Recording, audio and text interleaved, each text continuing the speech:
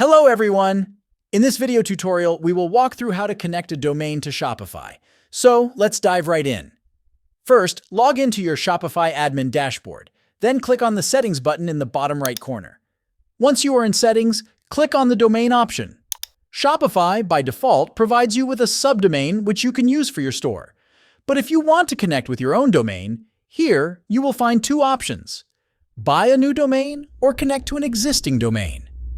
If you have not purchased your domain, click on the Buy New Domain option. Now here you will need to provide the domain name you wish to purchase.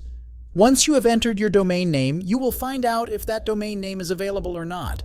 Alternatively, you will find other related domains. You will find the price of each domain next to it. So select any domain and click on the Buy button. Now here you will need to provide your payment details to purchase this domain. And once you purchase this domain, it will automatically connect to your Shopify store. Now, if you have your own domain name from a third-party provider, click on the Connect Existing Domain button. Then, provide your domain name. Now, you will need to verify this domain via your domain provider's website. So simply click on the Verify button and follow the process to connect your domain to the Shopify store. And there you have it.